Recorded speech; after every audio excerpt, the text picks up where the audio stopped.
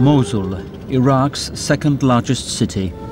Since the ousting of Saddam Hussein's regime in 2003, its inhabitants have been trapped amid constant sectarian violence. Ubiquitous military checkpoints and shattered infrastructure make everyday tasks difficult. For the Chaldean Archbishop Mosul Emir Shimun Nona, this harsh reality has not deterred him from serving those faithful who still remain. Io sempre cerco di fare quello che la gente anche fa, di non avere. I always try to do what my people are doing and not have a different path, not travel a different route. We have to be like our faithful, our people, live the everyday, go to work, return, go to school.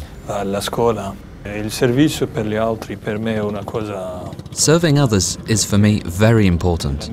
Only then can I find my humanity, when I give myself to others, but most importantly, when I give my life in its entirety.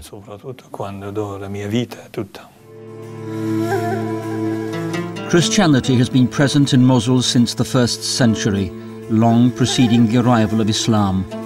Before the fall of Saddam Hussein, Mosul was home to one of the largest populations of Christians in Iraq.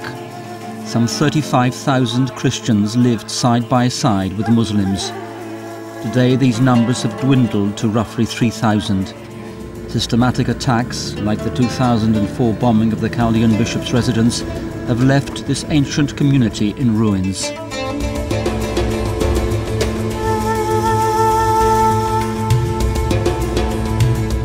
Christians in Mosul have encountered inconceivable violence. Many have lost their lives because of their faith. Among them a young priest, Father Ragid Ghani, was gunned down in 2007 not far from his church.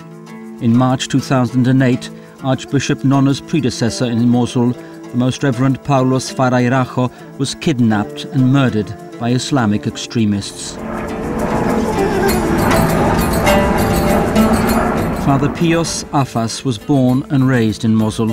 In 2007, he and another priest were kidnapped at gunpoint by 4 young men. La première chose qu'on a fait, c'est qu'on s'est donné l'absolution. The first thing we did was to give each other the sacrament of reconciliation. For my young friend, it was the first time he had confessed another priest. I also gave him confession as we prepared to die.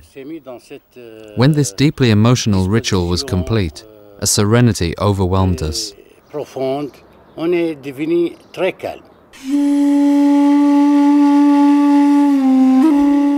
Father Pios Afas and his colleague were released 9 days later after a ransom had been paid.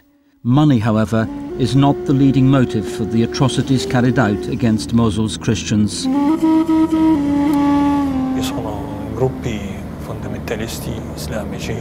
There exist Islamic fundamentalist groups who consider Mosul and Iraq as belonging to Islam. They don't want any other religion here. That is why Christians are persecuted and even killed.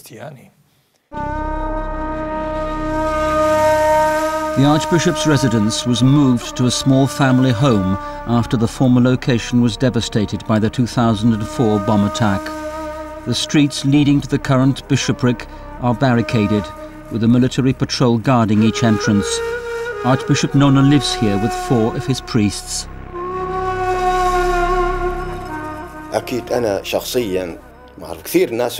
So far, there are many people who ask me, "Are you still in Mosul?" I say yes, because of my faith, my feelings, and my duty. I can feel the need of the people for a priest. Our presence is a strength for people and fills their hearts with comfort and encouragement. I am witness to this by my visits to the people in every church I serve.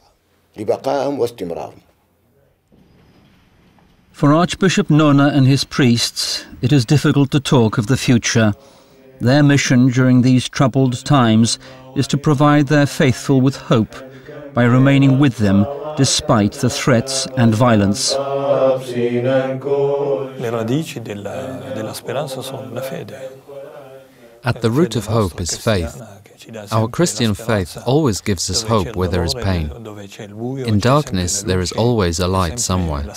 There is always hope. We are filled with hope that the Lord is with us, that our Christian life and that our faith deserves this kind of sacrifice.